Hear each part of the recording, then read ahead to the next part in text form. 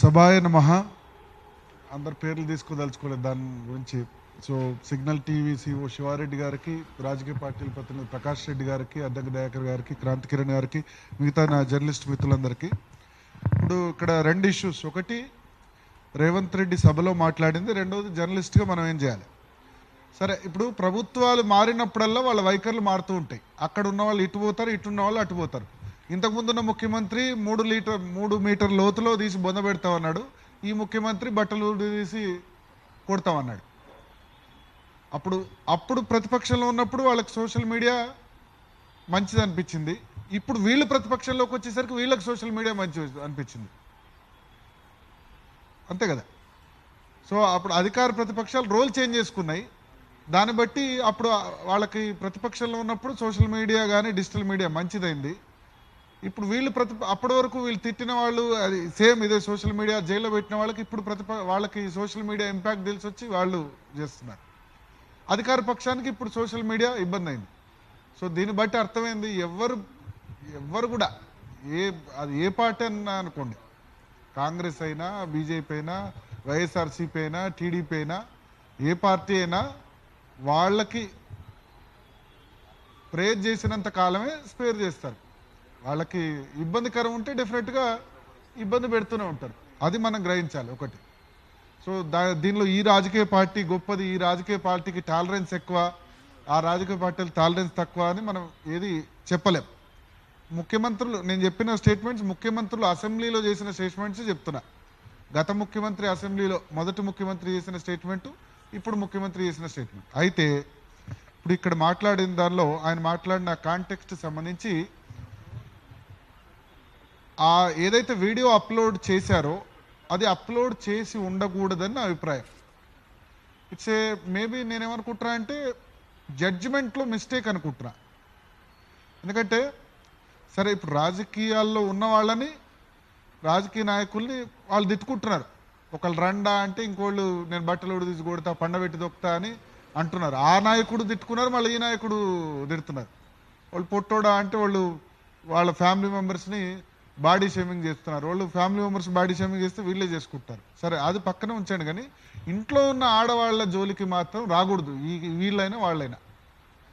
సరే, ఇప్పుడు తెలంగాణలో మైకు పెడితే 3 కోట్ల మంది మైకు పెడితే మస్తు బూతులు తిడతారు. వాటిని పబ్లిక్ చేయడంలో కదా మన క్రెడిబిలిటీ. ఇప్పుడు బై మిస్టేక్ ఒకవేళ తప్పుగా జరిగి ఉంటే తప్పుగా జరిగిందని వెంటనే డిలీట్ చేయాల్సింది. ఇప్పుడు నాకు జీ తెలుగులో నాకు తెలియకుండా చాలా 100 వార్తలు టెలికాస్ట్ అవుతాయి. నాకు చాలామంది ఫోన్ చేసిన తర్వాత తెలుస్తుంది. ఒకవేళ నిజంగా తప్పు ఉంటే మనం దాన్ని తీసేస్తాం. ప్రైవేట్లో పెట్టిన వీడియోస్ చాలా ఉన్నాయి. ఎవరు మిస్టేక్ చేయకుండా ఉండరు కదా. సో మొన్న జరిగిన విషయంలో అయితే వాళ్ళ కుటుంబ సభ్యులు, ఎందుకంటే ఏ కుటుంబ సభ్యుల విషయంలో అయినా అందులో లేడీస్, జెంట్స్ విషయంలో ఓకే, జెంట్స్ విషయం కూడా తప్పే. ఇప్పుడు అంతకుముందు మంత్రి గారి ఫ్యామిలీ మెంబర్ని బాడీ షేమింగ్ చేశారు, తప్పు కదా. అంతకుముందున్న ముఖ్యమంత్రి మనవడిని బాడీ షేమింగ్ చేశారు. సరే, అది మేల్ కాబట్టి ఓకే. కానీ ఫిమేల్ రాజకీయాల్లో మేల్ కాబట్టి ఓకే అంటే అది కూడా యాక్సెప్టబుల్ కాదు. బట్ ఇప్పుడు ఇవాళ జరిగిన దాన్ని జడ్జిమెంటల్ మిస్టేక్గా యాక్సెప్ట్ చేసేది ఉండే. ఆ తర్వాత అయినా ఎప్పుడైతే దాన్ని పోస్ట్ చేసిన తర్వాత అయినా దాన్ని డిలీట్ చేసేది ఉండే. సో దీంతో మనకొకటి, ఎందుకంటే తప్పు జరిగితే తప్పే, దాన్ని యాక్సెప్ట్ చేయాల్సిందే. మరి తప్పు చేసింది జూనియర్ ఓకే అయినా సీనియర్ లెవెల్లో యాక్సెప్ట్ చేయాల్సింది. అది ఎక్కడ తప్పు జరిగిందో నాకు తెలియదు. ఎందుకంటే రేవతి గారు కూడా సీనియర్ జర్నలిస్టు, ఆమె కూడా ఒక ఛానల్ మెయింటైన్ చేశారు. ఎక్కడ జరిగిందో ఏందో, అన్ఫార్చునేట్లీ ఇది అరెస్ట్ అయింది, తర్వాత ఇన్సిడెంట్స్ అయినాయి. ఇప్పుడు మనం మెయిన్ చర్చించాల్సింది ఏంటంటే సెల్ఫ్ రెగ్యులేషన్ ఎట్లా. ఒకటి, ఎవరి కుటుంబ సభ్యుల జోలికి, లేడీస్ జోలికి, ఇంట్లో వాళ్ళ జోలికి మాత్రం ఖచ్చితంగా వెళ్ళకూడదు. వ్యక్తుల ప్రైవేట్ లైఫ్స్, ముఖ్యంగా రాజకీయాల్లో ఉన్న వ్యక్తులకు సంబంధించిన కుటుంబ సభ్యుల జోలికి, ప్రైవేట్ లైఫ్ల జోలికి, ప్రైవేట్ లైఫ్లు అంటే ప్రైవేట్గా ఇట్లా ఈ విధంగా తిట్టడాలు, వాటిని మాత్రం మనం ఎంకరేజ్ చేయకూడదు. ఒకటి, సీఎం పొలిటీషియన్స్ వాళ్ళు తిట్టుకుంటారు. అంతకుముందు సీఎం రండా అన్నాడు, ఈ సీఎం ఇదన్నాడు. అంత సీఎం లుచ్చా, సన్నాసి, దద్దమ్మ అన్నాడు, ఈ సీఎం అదన్నాడు. అది పొలిటికల్ తిట్లు వేరు కదా, ఇంట్లో వాళ్ళని తిట్టి లేడీస్ని తిట్టడం సంబంధించి కదా, అది ఇది ఒకటి ఎట్లా అవుతుంది? రాజకీయాల్లో ఉన్న వాళ్ళు ఒకళ్ళొకళ్ళు తింటారు. ఒక కేంద్ర మంత్రిని ఆ ముఖ్యమంత్రి రండి అన్నాడు, ఈ ముఖ్యమంత్రి వచ్చేసి నేను పండబెట్టి దొక్కుతా అని అన్నాడు. రెండు తప్పే. కానీ టెలికాస్ట్ అంటే లైవ్లో ఉండగా టెలికాస్ట్ నువ్వు ఏం చేయగలుగుతావు? ఇది లైవ్ కాదు కదా. లైవ్లో మాట్లాడేది ఇప్పుడు ముఖ్యమంత్రి స్పీచ్ మొన్న స్టేషన్ కనుపూర్ లైవ్ ఇస్తున్నావు, లైవ్ దాన్ని నువ్వేం వెనక్కి తీసుకోలేవు. ఇది లైవ్ టెలికాస్ట్ అయితే మనం దాన్ని ఏం చేయలేం, తర్వాత కావస్తే అది చేయగలుగుతాం. సో ఇప్పుడు ఆ ముఖ్యమంత్రి అప్పుడు తిట్టినప్పుడు ఉద్యమంలో తిట్టాడు అని సమర్థించుకున్నాం. ఇప్పుడు ఈయన ఇప్పుడు అసెంబ్లీలో మాట్లాడిన తర్వాత కొంచెం వెనక్కి తగ్గుతారు అనుకున్నాం, కానీ తెల్లారిపోయి స్టేషన్ కనుపూర్లో ఇంకా ఎక్కువ తిట్టాడు ఆయన మీద. సో ఇక పొలిటికల్ కామెంట్స్ ఇవన్నీ నడుస్తూనే ఉంటాయి. నేనేంటే రాజకీయాల్లో లేని వాళ్ళ గురించి మాట్లాడొద్దు అంటున్నా. అట్లీస్ట్ మనం మీడియా రాజకీయాల్లో లేని కుటుంబ సభ్యులు, ఫ్యామిలీ మెంబర్స్, అక్క, చెల్లి, మదర్, వాళ్ళ గురించి తిట్టినా సరే పబ్లిక్ చేయకుంటే బెటర్ అని నా సూచన. అది అందరూ దానికి యాక్సెప్టబులా కాదా అన్నది పక్కన పెడతా ఒకటి. రెండోది ఆయన అన్నాడు ఏంటంటే ట్యూబుగాళ్ళు, ఇది తప్పని నేను అంటా. ఎందుకంటే డిజిటల్ మీడియాది యాక్సెప్టెన్స్ ఎవరు అంగీకరించినా ఫ్యూచర్ ఈజ్ డిజిటల్ మీడియా.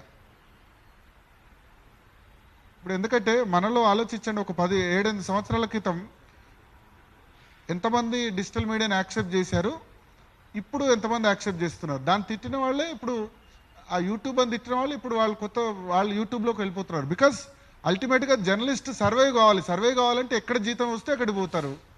లేదా నాట్ ఓన్లీ శాలరీ, నాకు ఎడిటోరియల్గా నా సొంతంగా, ఇప్పుడు శివారెడ్డికి అనిపించింది సొంతంగా నేను ఎడిటోరియల్గా నాకు కమాండ్ ఉండాలి, నేను ఎడిటర్ కావాలి అనుకున్నప్పుడు ఆయన సిగ్నల్ టీవీ పెట్టుకున్నాడు. నా మిత్రుడు నరసింహారావు ఈహా టీవీ అద్భుతంగా నడుపుతున్నాడు సొంతంగా పెట్టుకొని.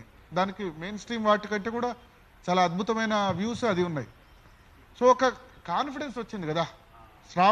శ్రావణికి ఏం సీనియారిటీ తక్కువ? TV9లో వాటిలో పనిచేసింది తను, ఒక సొంతంగా తను పెట్టుకొని తను ఆ విధంగా చేస్తుంది. సో ఇప్పుడు ఆ విభజన రేఖ వెళ్ళిపోయింది. ఇంకా ఈ యూట్యూబ్ మెయిన్ స్ట్రీమ్ దీనిలో చేస్తే గొప్ప, దానిలో చేస్తే తక్కువ, ఇదంతా మన సెల్ఫ్ సాటిస్ఫాక్షనే. నాది నేను 15 సంవత్సరాలు చేసిన తర్వాత జీ తెలుగు న్యూస్ ఫస్ట్ డిజిటల్గా స్టార్ట్ అయింది. డిజిటల్ అంటే 24 hours న్యూస్, బట్ తర్వాత శాటిలైట్ అయింది. అంత మాత్రాన ఇప్పుడు నేను శాటిలైట్కి వచ్చానని చెప్పి డిజిటల్ మీడియాని, యూట్యూబ్ను మనమే కించపరుచుకుంటే, అయితే యూట్యూబ్లో క్వాలిఫికేషన్ ఉండి 10-15 సంవత్సరాలు పనిచేసి సొంతంగా పెట్టుకుంటే వేరు, లేదా 3rd class 4th class చదువుకున్నాడు కూడా యూట్యూబ్ పెట్టుకుంటే వేరు. రెండింటిని ఒకటే విధంగా ట్రీట్ చేయాల్సిన అవసరం లేదు మనకు. There should be A qualification. వాళ్ళు తీసుకునే మాటలకి దానికి తేడా ఉండాలి డెఫినెట్గా. తర్వాత ఇప్పుడు డిజిటల్ మీడియాను సెంట్రల్ గవర్నమెంట్ గుర్తించింది. ప్రెస్ ఇన్ఫర్మేషన్ బ్యూరో, మీకు అందరికీ తెలుసో లేదో, ప్రెస్ ఇన్ఫర్మేషన్ బ్యూరో అక్రిడేషన్ ఇస్తోంది. ప్రెస్ ఇన్ఫర్మేషన్ బ్యూరో అక్రిడేషన్ రావడం చాలా కష్టం. తెలంగాణ, ఆంధ్రప్రదేశ్లో ఇప్పుడు అక్రిడేషన్ 15-16 వేలు ఉన్నాయనుకుంటా. ప్రెస్ ఇన్ఫర్మేషన్ బ్యూరో అక్రిడేషన్ ఒక 2000-3000 మెంబర్స్ ఢిల్లీలో పనిచేసే వాళ్ళకి ఇస్తుంది. తెలంగాణ రాష్ట్రంలో మొట్టమొదటి PIB అక్రిడేషన్ నేను ఢిల్లీలో ఉన్నప్పుడు నాకే వచ్చింది. రాజ్యసభ, లోక్సభ పర్మనెంట్ పాస్ కూడా వచ్చింది దానికి. ఎందుకంటే పోలీస్ వెరిఫికేషన్ కూడా చేస్తారు. ఈ ప్రెస్ ఇన్ఫర్మేషన్ బ్యూరో అక్రిడేషన్ ఉన్నవాళ్ళు మాత్రమే ప్రధానమంత్రి, రాష్ట్రపతి, కేంద్ర మంత్రి, కేంద్ర కేబినెట్ బ్రీఫింగ్ చేసింది అర్హులు. అటువంటి దానికి కూడా ఇప్పుడు డిజిటల్ మీడియాకి ఎలిజిబిలిటీ ఇచ్చారు PIB. ఇప్పుడు కాదు, 1 year బ్యాకే రూల్స్ మీరు PIB వెబ్సైట్లో చూసుకోండి. సో డిజిటల్ కంటెంట్ అంటే వెబ్సైట్ చేస్తున్న వాళ్ళకి, ఇన్ఫ్లుయెన్స్ వాళ్ళకి డిజిటల్ మీడియాకు ప్రత్యేకంగా అక్రిడేషన్స్ ఇస్తున్నారు. ఇంకా మన దగ్గర ఆ పాలసీ రాలేదు. మొన్న శ్రీనివాసరెడ్డి గారు మీటింగ్ పెట్టినప్పుడు కూడా నేను చెప్పాను, డిజిటల్ మీడియా కూడా అక్రిడేషన్స్ ఇవ్వండి. దానిలో చాలామంది మన సోదర జర్నలిస్టులు ఇక్కడ పనిచేసిన వాళ్ళు పోయి అక్కడ చేస్తున్నారు. దానికి కాకపోతే క్రైటీరియా పెట్టండి, ఇన్ని వ్యూస్ లేకపోతే ఇంత సబ్స్క్రైబర్స్ ఉంటే ఇంత అక్రిడేషను, దానికి ఖచ్చితంగా క్వాలిఫికేషన్ ఉండాలి. సేమ్ ఇక్కడ కూడా అని చెప్పి.